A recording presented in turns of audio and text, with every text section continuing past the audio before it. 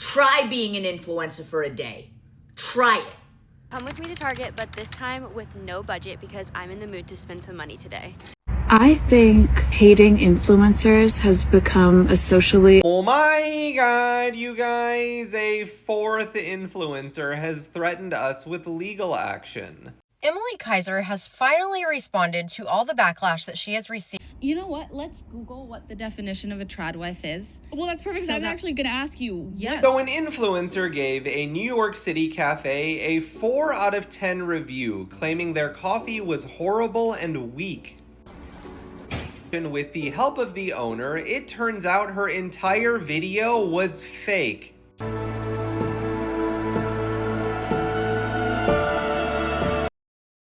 And so people are starting to talk about influencers and how the role that influencers have almost on like social media, like in our culture and our society, is changing. Before brand deals, we had opinions, we had voices and passion. We amplified voices and our truths and our stories, not a product catalog. As a South Asian creator, I remember me and our counterparts. We always posted things that amplified people's voices, and we used to have colorful content. We shared our thoughts on devastation happening around the world. And we stood up for rightful causes, not because someone paid us to, because we actually knew that's what having a platform meant. Showing a life that you pretend like you're living, that people know now isn't really real, is just like it like grates on people too much at this point. Yeah. But to think about that, people have different opinions about what kind of like social media kind of content creator people they think is going to come up. And I don't really want to talk about that. I more want to talk about this time of influencing and why it ended up becoming the way that it has been. Because I know you brought up the fact that it started getting a lot worse a little bit before COVID happened, when Trump was president the first time. But it definitely accelerated a lot when COVID happened. When we're thinking back to like 2016, especially when we go back a decade, I would say that's where a lot of what we think of as an influencer was born. So that was the era where, like makeup influencers were really big, and people like Jaclyn Hill and trying to think who some of the old ones were. Manny MUA, Jeffree Star. I mean, like, it was that era on YouTube where everybody's watching makeup tutorials. They're buying their favorite influencers doing a collab with a makeup brand, and so you buy all of their eyeshadow palettes and all the lipsticks that they come out with and stuff. It was very much being sold a lifestyle, and I would say one of the biggest people to blame, and I hate to blame her because it's Leo season and she's a Leo, Kylie Jenner. Kylie Jenner was the poster child of it, if you want to look at it that way, because she was selling the lifestyle that she had. She was showing us all of the fancy stuff she had, getting plastic surgery that she was denying still at the time, I believe, and all of these things that are so unattainable, while never ever acknowledging that for her, she's a nepo baby. Not like on both sides. Kris Jenner is the momager, and Caitlyn Jenner also had fame in her own right before she had those kids.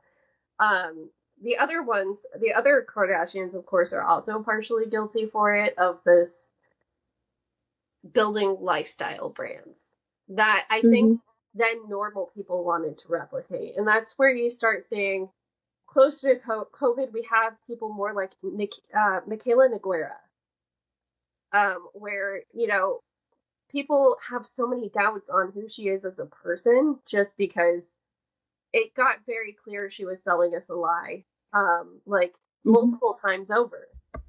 The lie started with the accent, even, of people saying, oh yeah, she doesn't actually talk like that. I'm from the same area as her, and I don't have this heavy Boston accent. Basically this part of influencing has been very dominated by deception. Yes. In one way or another. Like, they learned early on, like, I think I was watching a video by Smokey Glow, and she was talking about how in like 2016, when the makeup people started using affiliate links, Yes. but that nobody knew what affiliate links were yet. And so for a while there, people had no idea that when you clicked on a link from one of these people that they were making money off of it. Yes. And then somebody made an expose video on YouTube that exposed how much money all of these makeup people were making off of you clicking on their links. And they just like didn't tell their audience that, because they knew that people would be upset if they found out how much money they were making off of them, and that they got like a cut of how much money they spent when they used their code and stuff like that. They didn't tell people things like that in the beginning, and people generally didn't know because it had never happened before. And ever since then, that's basically been how influencers for the last 10 years have been like constructed, is that they're constantly trying to basically manipulate their audience without their audience realizing that they are. They're trying to present themselves to be a certain way because it looks for like a brand, for like a persona online. And they just basically do whatever they can to try to have people not realize the truth if it's not real, to the point that like ever since Trump was elected, people are always wondering if somebody is like secretly MAGA and they don't realize. There were some people that were like outed as that because people saw them at like Charlie Kirk's funeral. Things like that happen all the time. Or like you feel like you have an idea of somebody, and then eventually every single time they get to a level of like success where they start not caring about their morals anymore because they just want to make all of the money in the world, and they don't have enough ethics to actually like stand for what they say they believe. Like there's an influencer on TikTok. His first name is like Bran. I forget what his last name is, but he started off, he's somebody whose videos I see sometimes because he is plus size and he is gay, and he used to live in like Philadelphia. I'm pretty sure he lived in Philly, which is not usually where influencers are. He recently moved to LA, which was depressing. Because now his content is just going to be like everybody else. But when the things that I saw of him at first was him going to like small businesses in Philly and that are like struggling, especially Black owned businesses, and would go to them and like give them and tell people and show people like their food or whatever they sold and get people to go. And then those businesses wouldn't be in danger of like going out of business anymore. And so he was somebody that like made it sound like he had like ethics and morals and stuff. And then this past year when he went to Coachella, I forgot what that word was. When he went to Coachella this year, he accepted a brand deal from Starbucks, which is one people remember not to go to Starbucks because of them being not nice about Palestine. But honestly and truly, you shouldn't go to Starbucks because they are trying to ruin their employees unionizing. Well, and I have another reason that's actually very pertinent really quick, because I do want to give visibility to this one. What the union is currently working on with Starbucks is that they added some sort of mixer, like powder stuff for the refresher drinks. And so these baristas are now complaining, like, I'm having coughing fits. I feel a burning sensation in my throat. And it's silica based, which apparently can cause a reaction in some people. Question. So how does Starbucks respond to reports that baristas are feeling sick after using the new silica-based blending powder? They dodged the issue entirely. To run it back, Starbucks introduced new drinks that require a blending powder that's raising concerns. Since it was introduced, videos using the powder have gone viral. Hundreds of baristas shared their bad experiences, and our union inquired with the company about what our members have reported.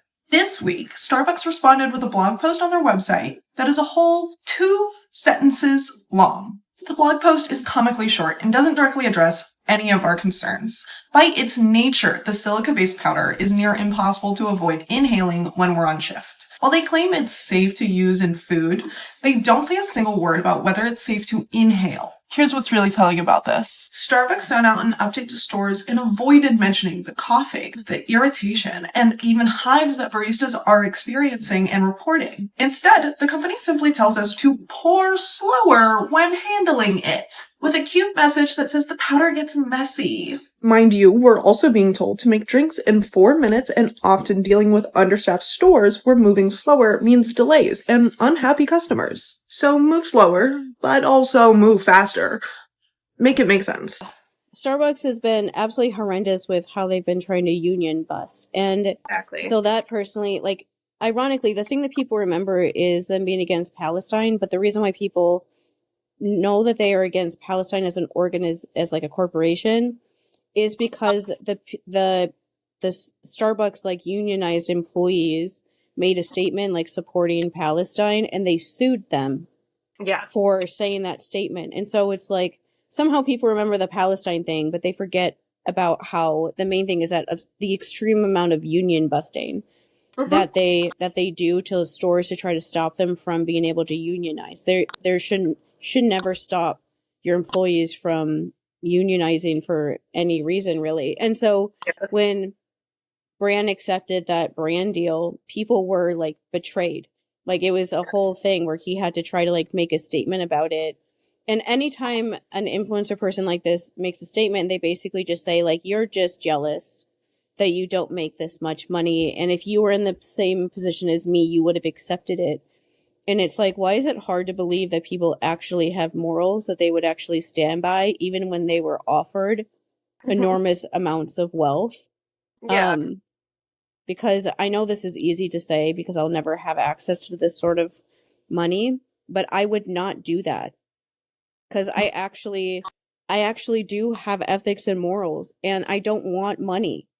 I don't want a lot of money. I want enough money to be able to like live and not have to. I want enough money to be able to pay all of my bills and to be able to go to like the grocery store and not have to worry about how much money it's going to cost to buy food. And I want to be able to go on a vacation once a year. Once a year, yeah.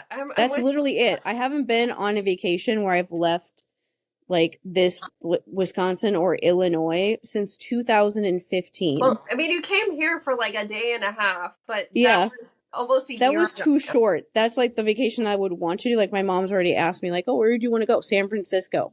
Let's go. And so it makes me honestly wildly uncomfortable imagining the idea of having a lot of money. Because I would want to do I would want to like do something with it. Yeah. If I had a lot of money, I would be like that anonymous person that every time I see a GoFundMe, I would just pay it, because that's what I want to do right now when I don't have anything. I want to be able to just like pay it so they don't have to worry. Because I don't put a lot of value in having a lot of money. I don't want to be like the like rich people who used to bully me every single day of my life growing up that had a lot of money. I don't want to be somebody like that. But a lot of the influencers that are around right now, a lot of them at some point when they decided to start doing it do want to be somebody like that. And so when they get to that level of like success, they just like easily give in. Followers living paycheck to paycheck, trying to trade off whether they should pay for rent or for food this month. Where are our voices? Gone, because we learned a new phrase, brand safe. We stopped amplifying the voices that needed us the most because we wanted a piece of the pie. We chose a check over the cause, and our audiences can feel that. They get by basically on deniability. That if they just don't say anything and they just like kind of say the things that they think could get them by, they basically bank on the fact that their audience likes them. And so their audience wants to believe that they're like a good person, or that they don't believe in like the things that they don't like anymore. And if they never have to, and so they just avoid ever actually saying anything that really matters, because they know that if they don't, then they don't have to worry about like the risk of some people in their audience and some like brands and stuff like that not wanting to work with them anymore if they actually tell people what they really think one way or another. And it's just a frustrating thing. And it feels really manipulative to me that they know that their audience will defend them. And so they just like let them fight amongst themselves and do not say anything unless they absolutely have to a lot of the time. And it just feels really unfair to be using your audience that way and to be like doing that just because you're too much of a chicken to tell people like what you really think and what you really believe, because everything is a performance and nothing that they say is like really real. Like there's so many influencer type people that people thought had like one job and then they don't, or like they lie about something that they said happened to them or whatever it is, where they have to like prove that they're telling people the truth because so many people online have started just lying for like rage bait or just for like attention, that nobody knows anymore if you're actually being honest about anything anymore. Where it's become like something that people admire if you are being honest. But the thing about that this whole time of influencing that I wanted to talk about was like reactionary content, because thinking about this time of like what's really the thing that like, you know, really became big during like the last 10 to 12 or whatever years, and it really is like reaction content. Like I remember when that became like a thing. Like I remember going to my best friend's house and I never knew like what was popular on YouTube because I never usually watched the popular like channels or whatever. And so I remember going over to his house and him showing me like the react channels way back then that first started, where it would be like kids listening to like 80s music or something and seeing if they like knew any of the songs or whatever. And those channels that first started, I forget, like the Fine Brothers, I think was their name, that started that whole thing. And they're really like the first ones that kind of started reaction content. And it's turned into the biggest, most popular kind of content. Like TikTok having like stitches and duets and stuff is just that same exact sort of content in a different way. But it's particularly the biggest thing by far on YouTube is you're supposed to do reaction content. Like I've even used the word like react in some of our titles of our videos when we're not reacting to it, because we don't do that sort of content. But I've used it because I know that will get people to like try to get people to like click on our video to see if they'll like stay there to actually watch what we're saying. This is like the thing I'm trying to say. I can't think of a way to do that sort of content like ethically. I honestly can't. Like I thought about it because I know that if we did, that YouTube would show our videos to more people, but I can't figure it out. Like the closest that I can get is when we do the videos like we did when we talked about the Colin Gosling interview, where I showed like clips of him talking and then what we said about what he said. That's like the closest. That's not at all the same thing. We've done like the short form version of, we showed our reactions to trailers. But we don't like live reacting to people's comments, or not comments, people's videos, content. Like especially long form videos. And okay, so part of the reason reactions are very low bar when it comes to content. It's like the laziest form of content. If I watch something, you watch my face and I might say a few words, right? But when it comes to especially reacting to like other online people's stuff, it gets tricky because you don't always come in with all of the context.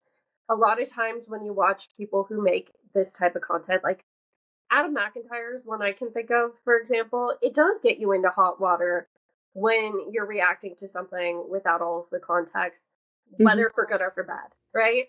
And then the other part of it, for me at least, and it's just something that I've had come up when I've been doing, like, I read parts of Battle of the Labyrinth that we have on our channel, if you guys ever want to watch that. And you can see my reaction when I'd start saying, oh, this is this thing mythologically. And then Rick would just, like, explain it in the next paragraph. You risk doing that when you react to content in that way of, like, oh, I'm going to pause it because I don't like what they said here. and then they finish the thought eventually, but you never get to that finished thought and what point they were actually going towards. Yeah, and honestly, like, this is my whole thing with reaction content, right? This feels like a hyperbolic statement, but I don't think it actually is. Reaction content has ruined the internet. Yes. Like, the reason why the internet, everyone is so angry all the time is because of reaction content. Because I don't know if anyone who watches videos like this has noticed, but at least for me, when I watch, there are some people that do like reaction sort of content that I like to watch. And I think they do as close as what you can do to being ethical about it, where they tell people like, don't go say anything to the people that I'm making this content about. When you watch a reaction video and the person that is reacting to it keeps interrupting the other person every like 10 seconds, 20 seconds, 30 seconds. 30 seconds is usually the longest it kind of goes. It's rare to go longer than like 30 seconds to like a minute at the absolute longest where they won't like pause the video because especially because on YouTube, you have to transform the original content. You have to like add something to what the other person is saying. And so you can't just like sit there and just like let somebody else's video play while you sit there and watch it anymore. That doesn't work anymore for copyright. And so when I watch videos, reaction videos, even by people that I like, that I think are doing a good job explaining this stuff, I can feel myself getting mad because they keep interrupting somebody basically by stopping their video. They'll be like in the middle of a sentence and they'll just stop them and start talking. And particularly because a lot of reaction content is somebody reacting to somebody to like disprove something that they've said. And so they're basically arguing with a person that is only there in like video form. And so every time they like pause the video, they say something like negative about the person that's talking. And I can't even tell you how many times I'll be watching a reaction video like that and I'll have to stop because I can literally feel myself getting so angry watching this video with the combination of them interrupting them all the time and then also being like every single thing they do is like picking a person apart basically in front of you. And it just leaves you with this like anger that you don't know, like you don't have like an outlet for it really. And so if you've ever wondered why the comments that you get on the internet are so mean sometimes, this is why. Because people will watch reaction content. It's made in a way to make you angry on purpose. Because social media makes money off of people being angry because it makes you want to use it more. And that's why when somebody will make a reaction video like that about you and suddenly you'll get all these comments from people saying really mean things to you in a way where you're like, oh my God, like, how are you like saying this to me right now? And then, and they'll just like say the meanest thing you've ever seen somebody say to you. Or something just like totally out of left field that doesn't make any sense compared to like who you actually are. And then they'll just like block you sometimes, or they'll just like leave and never come back. And you're like, you're so angry at me that you're like leaving this vitriolic comment, sometimes more than one. And then you just like disappear into like the wilderness and never return. Like, where the heck did you go? Like, how are you so mad at me? But you're not like, there's no like back and forth. And it's because they get so angry watching this video saying all these horrible things about you, if it's you, or just anyone, and they just need like an outlet for that anger. And so they go find the person that they're watching a video of somebody like breaking that person apart basically, or a point they're trying to make or whatever. They go and yell at them. They feel better because they let out their anger and they feel good. And so they leave feeling good and walk away. And until you are the person that is getting those sort of overwhelming comments, you never realize how overwhelming they are, how much they affect you, and how weird it is to just experience that out of nowhere for like a couple hours or a couple days or whatever. And then for the people that do it to just like walk away and leave and never return. And you're just sitting there like, what the fuck was that? Makoa, we have never been more brand safe. It's truly remarkable. Our brand safety. The levels of brand safety that we are reaching right now. Yeah, it's, dare I say, maxing. And that's basically the internet, is like people are constantly making reaction content. They're constantly doing videos with like receipts and like screenshots and like proof and the thing about reaction videos is that they can edit them to make them look however they want. Like a lot of the people that do reaction content that I like are ones that purposely don't edit anything out of the videos that they're reacting to. Even the parts that are seen as like about like Adam, the way that he does it, he does watch the entire video, and even if he might not have the context behind the video, he at least like watches the entire thing on what we see. But yeah, there's a lot of times where people clip it in ways where you don't see the full message. And you don't see what point they were eventually going to get to. You don't see the conclusion of whatever thought process this person is going through in their video. Yeah, and I don't. It's like drive-by punching somebody in the face when you leave a comment at that point. And for me anyway, maybe this is because of traumatic stuff where I have a crippling fear that I'm going to be wrong about something. But whenever I watch a video of somebody reacting to one that I can find somewhere online still, I go and watch like the original one if I can a lot of the time, because I want to know if what the other person said is like telling the truth, because I don't trust anyone. And a lot of times when I watch reaction videos, I just by nature disagree with what the person who's reacting to the video says. Like I need them to convince me that what they're saying is actually true, because I just don't believe them. I don't know why I do that, but I just do that. And so anyway, my point about this though is like the biggest problems of the last 10 years on the internet has been parasocial relationships running out of control. And reaction content is why they are so out of control. People feel like they say this sort of thing all the time. People feel like they don't know for sure how they feel about something until a certain content creator that they like has like reacted to the content that they are wondering about or has told them what to think about it. Exactly. Because when you make reaction content, you're basically telling your audience that you are this trusted source. You are this trusted voice for people to listen to. And so you're the only one that like can really say the right opinion about what is going on in a situation. And so your audience, the thing I always think is like fascinating in this horrible way is that people just give everything away to another person. They're just willingly give over their entire brain to another person. They don't bother to stop and think about what they think about anything. They watch somebody on the internet on a reaction video say something and they just like co-sign it. They're like, yeah, that's true because I heard somebody say it when I was getting really angry watching them. And so they must be like they must be right.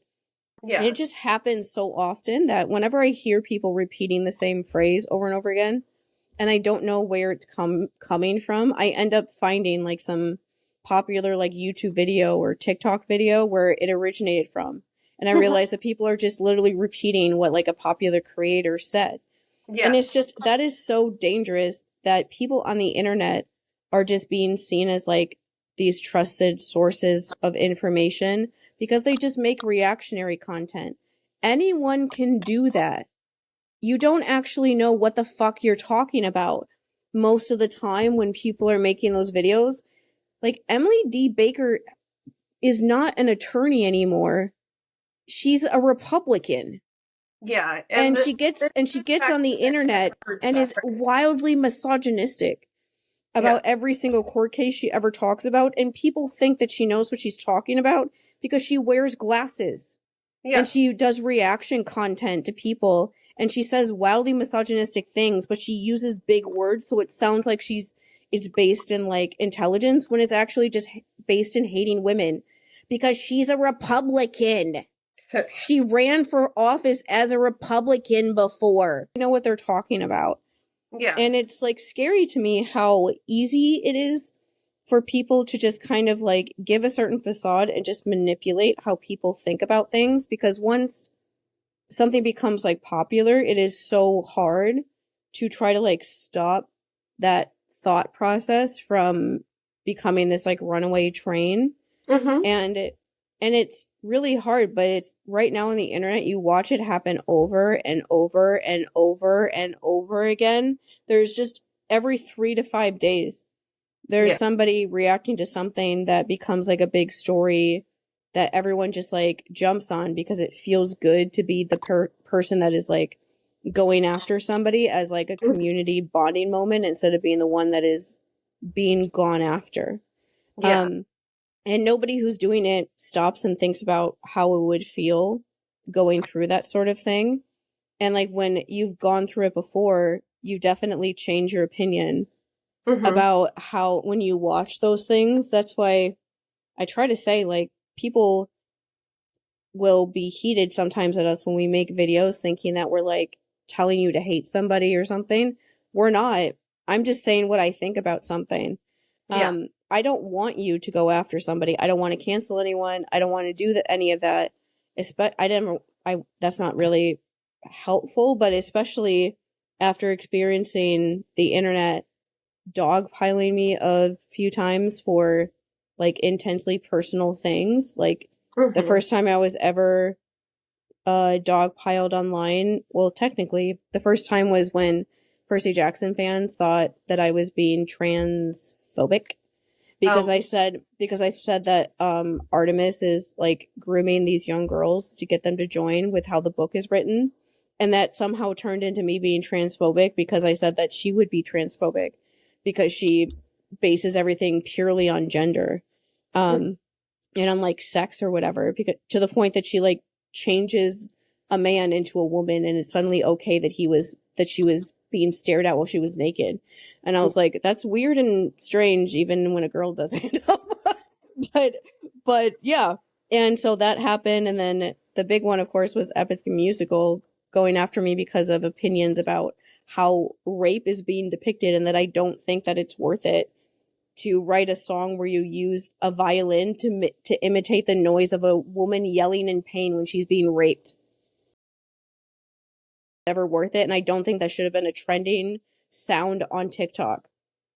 Like, am I the worst person alive for thinking that? I was for about like 5 months or so there at the end of 2024 into the beginning of 2025. I had people on Threads tell me for an entire week that like consensual incest is a real thing that I should stop pretending like it isn't and get over it. And she is an incest survivor, to remind everybody.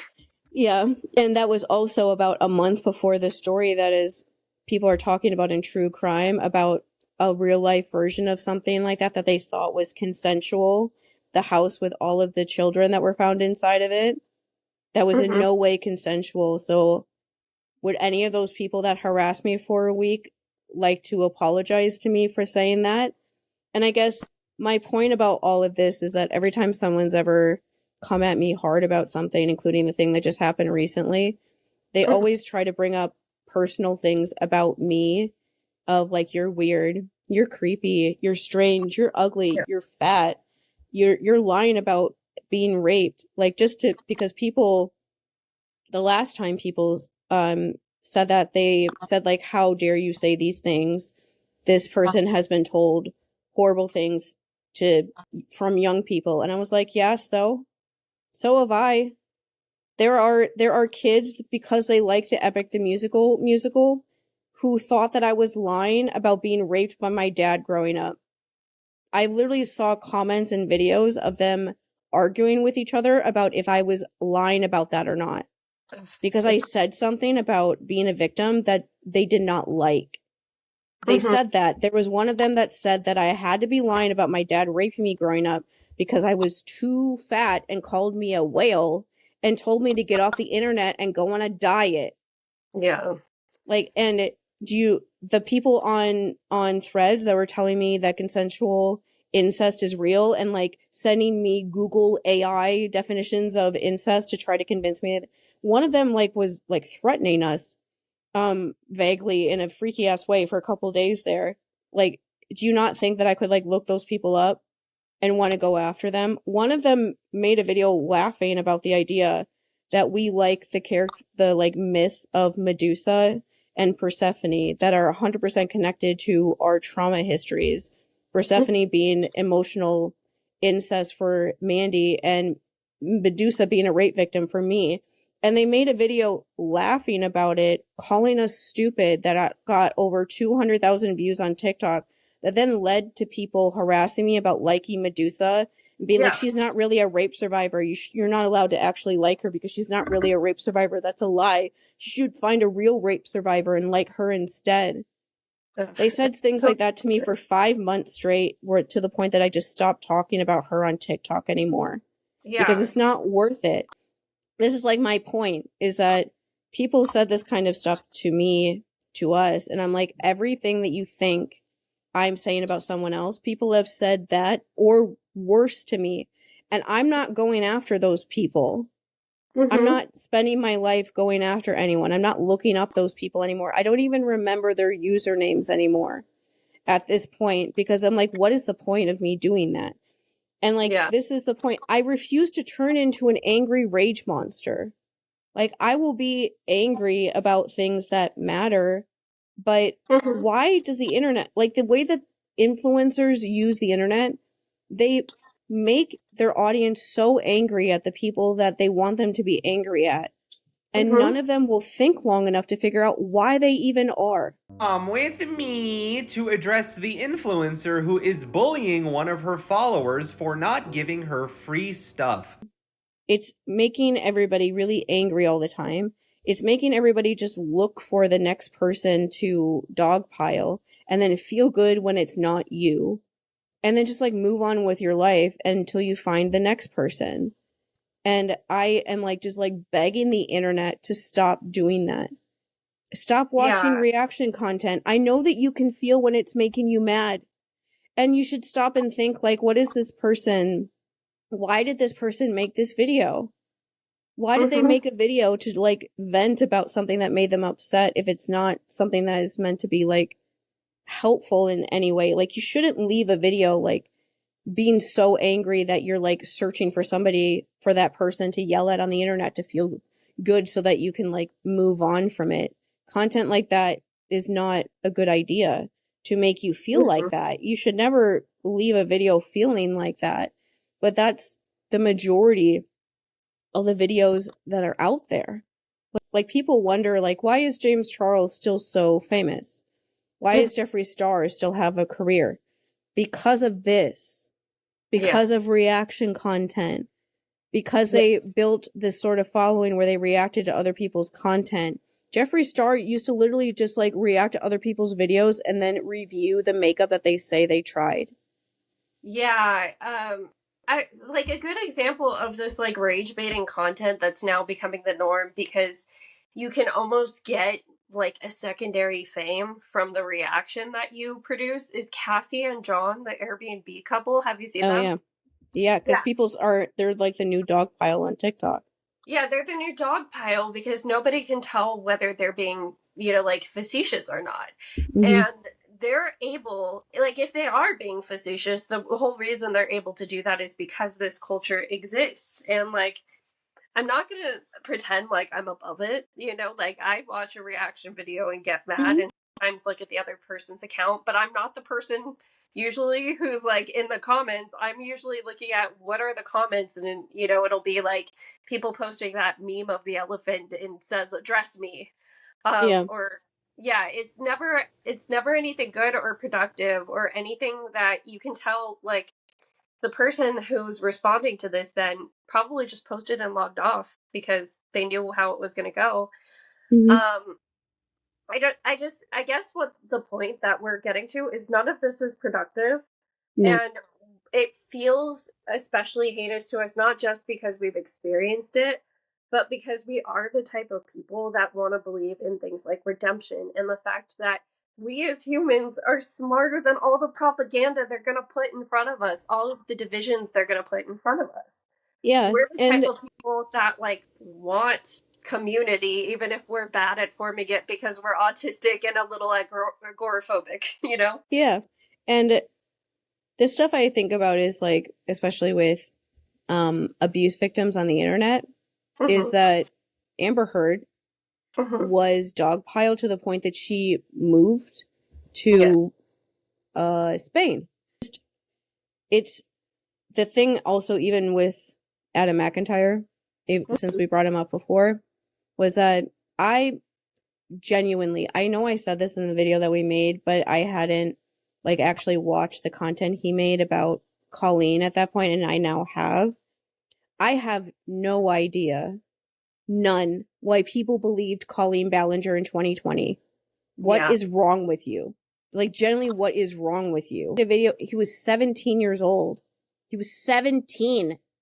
And he makes a video holding up lingerie that Colleen sent him many years prior when he was 17. And he's talking about how a tweet that he made up got her in trouble, and she totally just made him take the fall for it, stopped talking to him, and put him through all of this stuff. Was in group chats with him, was sending him things like that. Even if you didn't know the exact specifics, somebody like her should never, ever, ever be in group chats like that, talking to minors in that sort of way. They shouldn't be sending them lingerie for sure. And the fact that he was able to hold that stuff up in that video, and then she was able to make another video basically like responding to him, where she admitted that she did it. And she admitted that everything he said was basically true, but she just used manipulative language to downplay her like culpability by being like, oh, this happened 11 years ago. This happened 8 years ago. This happened 10 years ago, to try to make it sound like, and basically was like, oh, he's just a kid who was upset because I used to give him attention and I don't want to talk to him anymore. And I'm like, why do you even know who he is?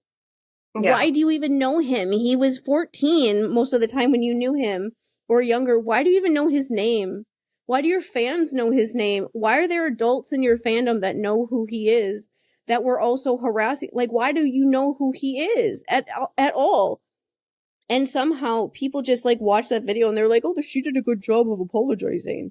And then 3 years later, when suddenly all these things come out and suddenly people like remember and like actually like believe him and believe the other victims, every time this sort of thing happens online, anyone who's involved in it, I'm sure, is having a heart attack and like many panic attacks, because people change their mind in wildly different ways based on the smallest amount of evidence that I put in quotation marks, because it's not really evidence most of the time. And it's like, this is my whole thing with Adam McIntyre, that I think people are being hypocritical when they critique him recently, is that Adam is somebody that actually has his own opinion on things. He's not going to just like go with what the rest of the internet is saying you should do. Adam is one that literally watched the internet when he was 17 years old, not believe him when he showed all the proof in the world. And then suddenly 3 years later, they suddenly believed him. And nothing changed. Cody Tyler made a video like putting things in order, but maybe did you need to see text messages of her talking with like sexual undertones towards Adam to believe him that he wasn't lying?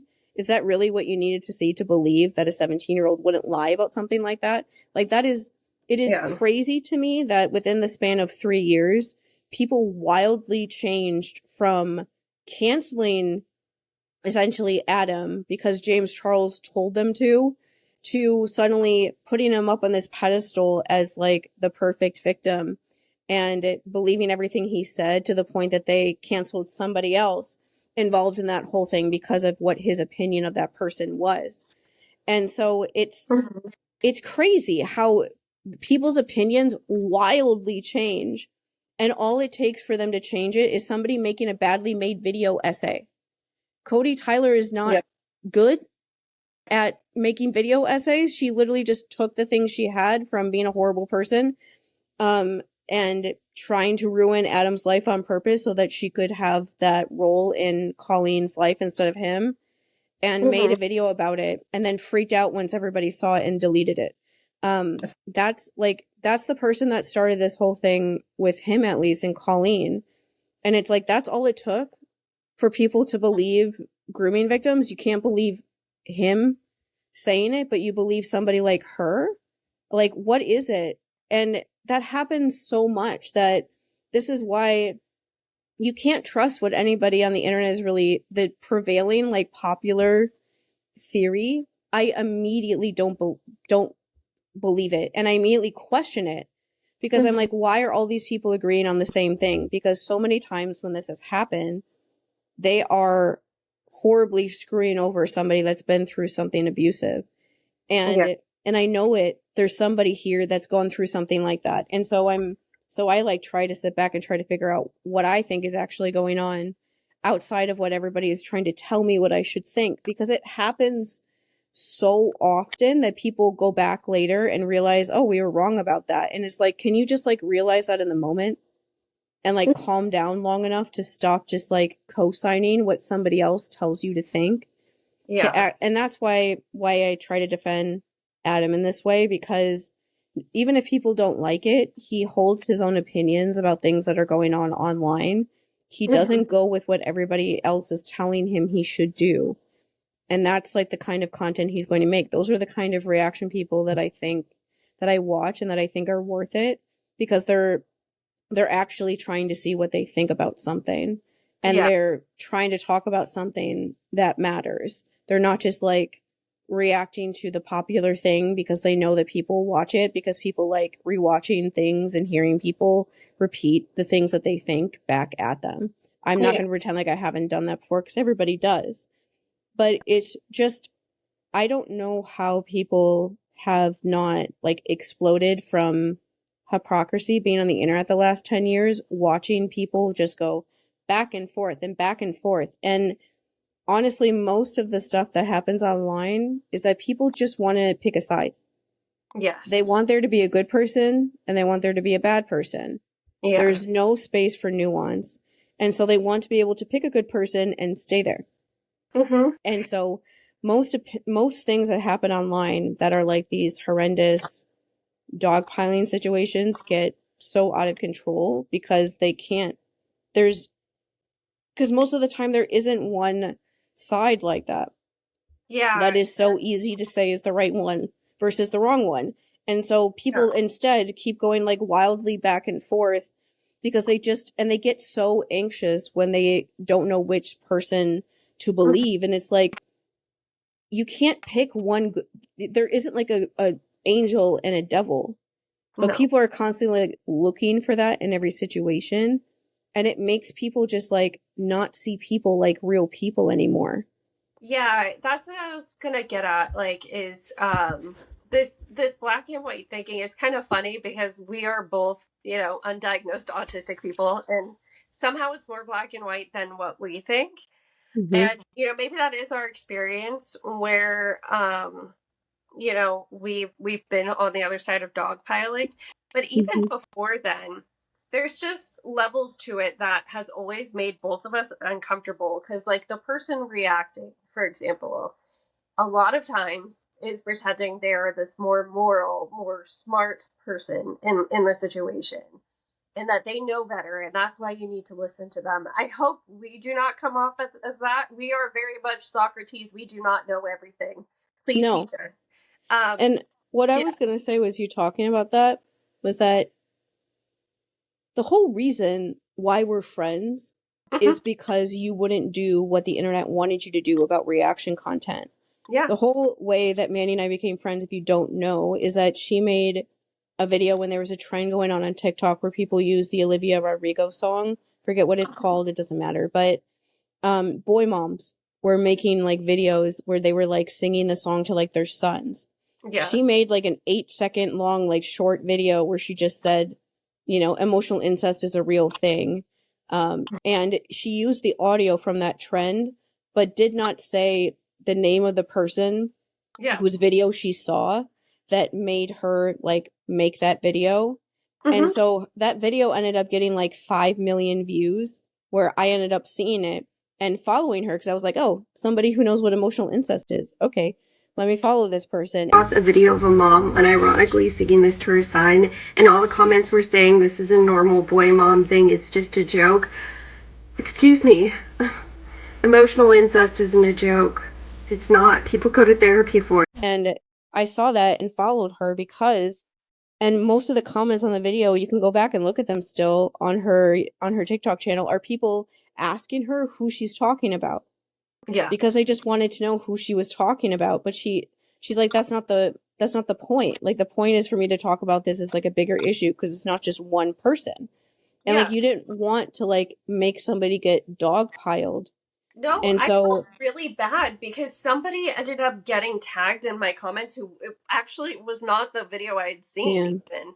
And that's when I was like, okay, this isn't cool. And I ended up blocking the usernames as like a comment, like comment filters of these people's usernames pretty quickly afterwards. And I might have even blocked a couple of them, not because it was like, oh, you're this really bad person, but because it's like, I don't want people to be able to do this. And then, and even like, just to continue that thought, even us being friends is because we don't do the like reaction sort of rules, because the other reason why we're friends is because somebody in your comments said you can't call it emotional incest. That's not you're like, downplaying what real incest is if you say that. And your video was you saying like, maybe I shouldn't call it that. Maybe like, and was basically like asking for like feedback. And I like ran in being like, don't listen to that person. Emotional incest is real incest. There's no reason why you should like gatekeep you using the correct word for your experience. What the heck? People who go through like the physical kind go through emotional incest too. That's part of that's the grooming process. And that's like why we became friends, was because you were like open to being wrong. If you like reacted to that comment and were like, fuck you, you're mean, you're a meanie, you're making fun of me when my mom hurt me, and all this kind of stuff like a lot of people do, we might never become friends. And that's depressing. And so, and that's like that's like the point I guess we're trying to make here, is that people wonder all the time, like, why are everyone always so angry? Why is everyone always yelling at each other? Why are the comments that people leave towards each other like the meanest things you can possibly ever imagine?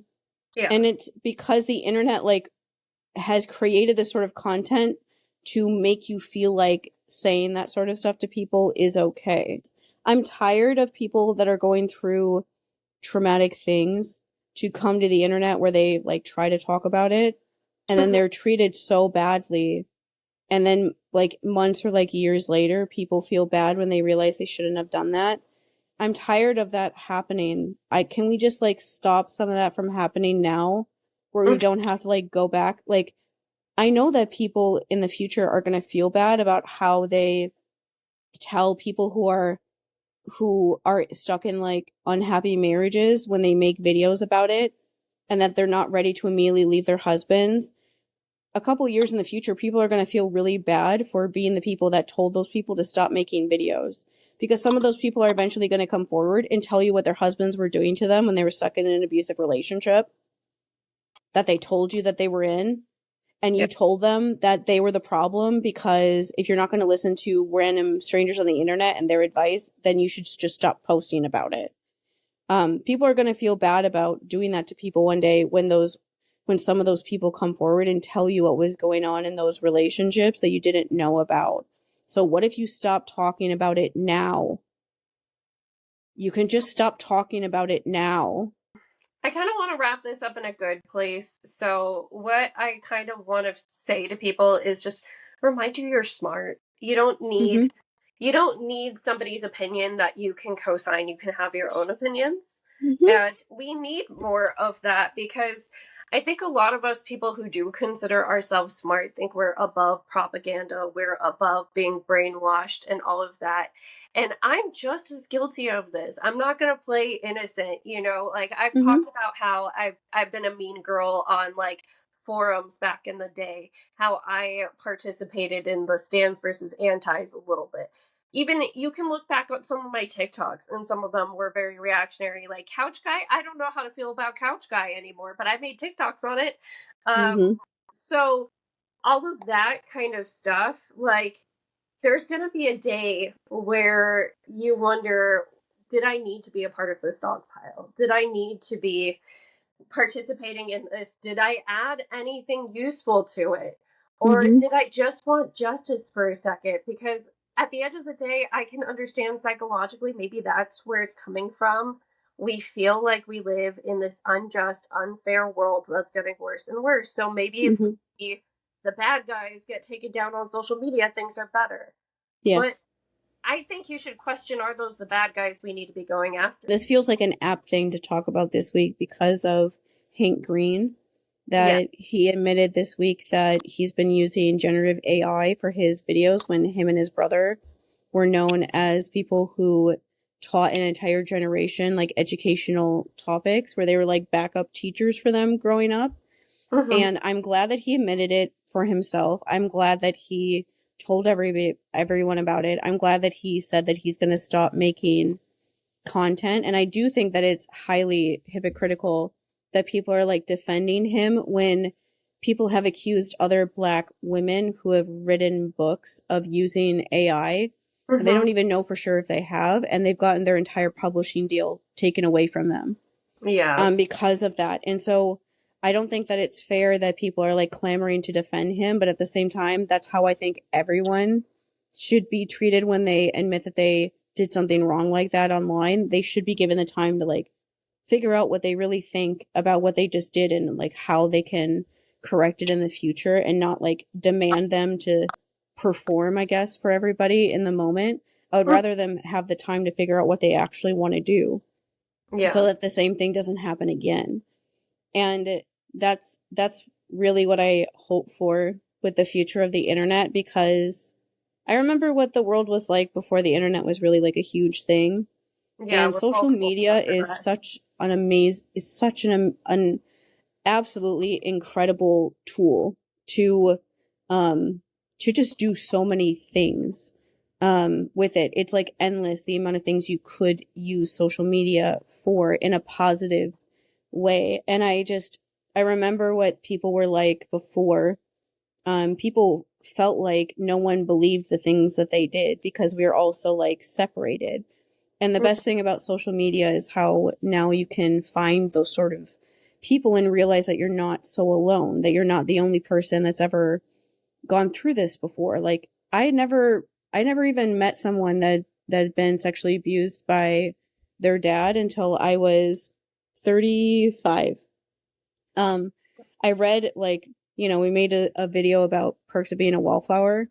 Like I read that book, and there were a couple other things that had like similar-ish stories, like Harry Potter for a little while, except, well, kind of, I guess, the same, because nobody like figured out really or really tried to help him.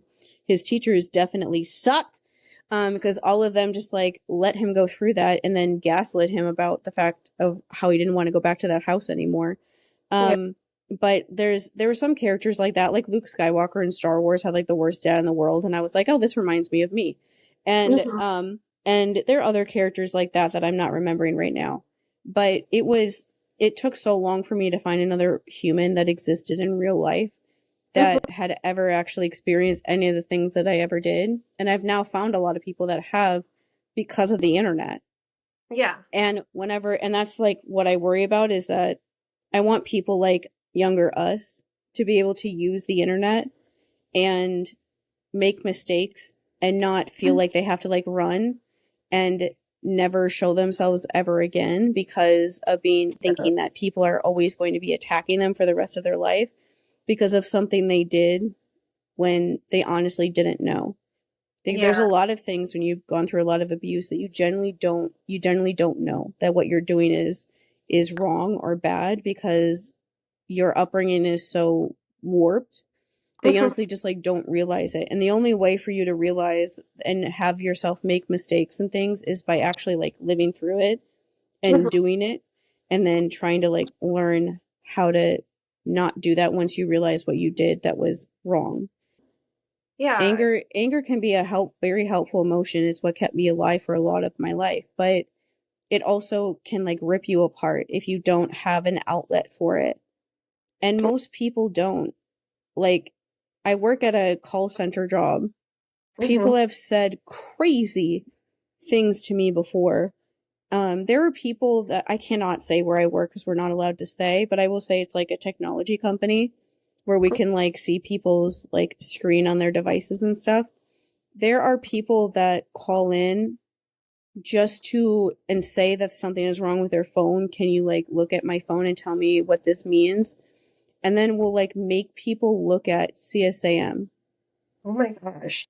And they do it just because they can. Literally, that it's happened to multiple coworkers of mine. And every time I'm talking to somebody on the phone and they immediately say like, "Can you come and look at my phone?" I then am like terrified that they're gonna make me look at that, which would for me like send me into a horrible spiral for a while. And I have a new fear unlocked too now. Geez. yeah, it only happens if you work at a job where you can like look at other people's phones like that. Really, knowing you work there, it's a new fear for me that someone's gonna Yeah. do that to you. And it's just people are doing stuff like that because they just feel angry all the time and they don't even know why. And I know that there's like social media, documentaries, but a lot of those I haven't watched some of them because they just feel like they're talking down to people that use social media for what they need it for, which is for like socialization or just like understanding your community.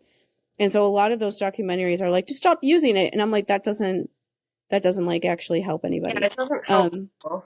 And so that's why I wanted us to talk about this from people who use it all the time, that want to continue to use it often and aren't telling you to like stop using it altogether, but are more asking you to like think about what you're watching and how it makes you feel and if it's worth it to feel like that. Yeah, we're trying to at least just give you guys a little bit of hope sometimes, like when we bring up these topics, that people see it happening at the very least, and you're not alone in feeling like some of the big things that are happening are happening.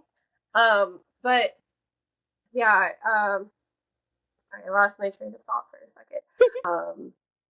The connection of social media is great, and we don't do enough discernment when it comes to social media. That's probably the word I would use, of like, who is telling me this message? Why are they telling me it? Like, is there a hidden agenda, an ad, an educational course, whatever it may be behind it? Is this person a huge hypocrite in that they're not a perfect person either, but they're calling out people left and right, and their whole account is about showing Karen videos or whatever. Have a little bit of discernment, because this is one way that the powers that may be that could brainwash us, could put propaganda in front of us, are going to do it. They're going to do it that way. And so if you don't have that discernment now and start questioning things now, you're going to fall into the pattern of, I trust what's on my screen, I trust these voices, even if you don't fully understand why they're telling it to you. I don't like, I know this is annoying when it comes to like influencers, where people question them because they make money doing it. I'm not saying that inherently makes it wrong. But you do sometimes, especially on YouTube with reaction content, when people keep reacting to like the same people and you see a bunch of people reacting to the same videos, it is a valid thing to like sit back and think, like, would any of these people actually be able to stay like unbiased because they are making this video because they're trying to like continue their job? And so are they able to go into watching this video and actually give them their honest opinion to their audience? Or are they more likely, not because they're doing it on purpose even, just like subconsciously, are they going to end up saying the things that they've heard other people say because nobody likes to be the one that's like the only one disagreeing with everybody? You want to be like a part of the community. You want to be part of everybody. You don't want to be the one that like stands out. for a bad reason. And it's purely just to like remember that like when there's a big trending story and everybody is saying the same thing over and over again, to just like think like they're not, the people that are making these videos are not less susceptible to this sort of stuff than you are. And so if you've seen a bunch of people saying the same stuff, and so you start like adapting those sort of things when you talk about something, they would do the same thing too. And just try to like remember that about people, that everybody wants to be a part of the group. No one wants to, we're a social group of people. Nobody wants to be the one on the outside. Nobody wants to be the one that isn't agreeing with everybody. And that includes people who make content for social media. And to just like remember that about them honestly helps. It does a lot of help when you're watching their stuff, because it just makes it feel like it's a little further back from you, where you're able to more like think about it as like a bystander almost, instead of thinking about it as like you're like in the middle of it and feeling all these emotions along with them. It makes you like step back a little bit and have like some space from what everybody is saying, so that you don't get so like wrapped up in it.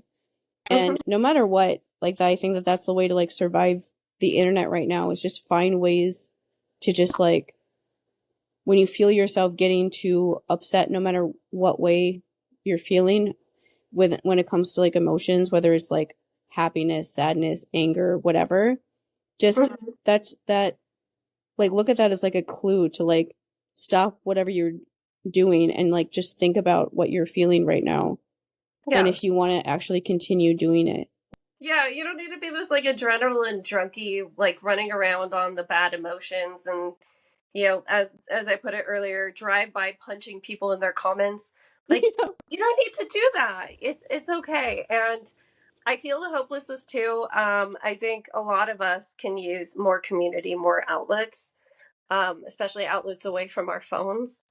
Myself included. I am 100% speaking at myself right now, you know? So, we're saying this as people also like kind of in it, but I feel like we're the step where we're like noticing and feeling tired of it.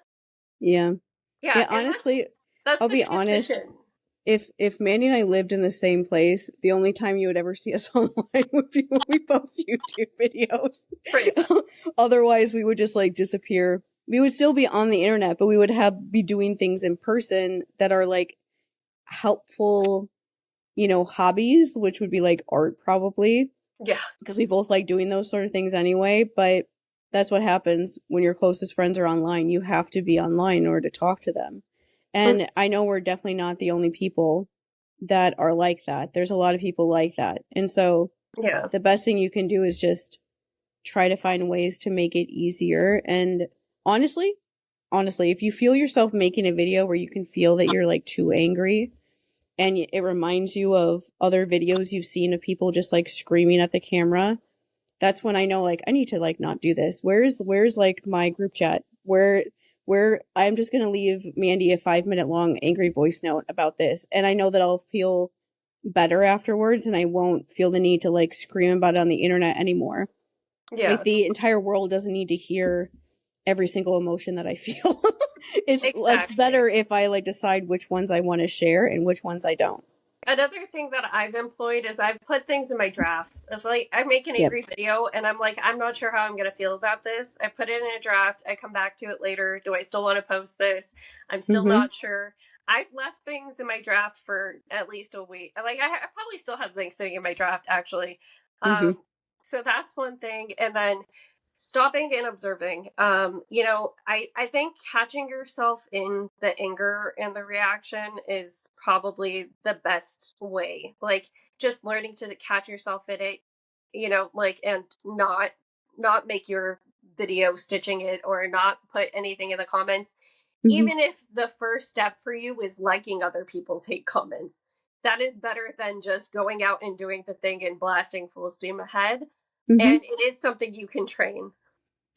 Yeah, and I hope no one who's watched this has ever been dogpiled before, because it's a horrible experience, and it generally does change the way that you see the internet.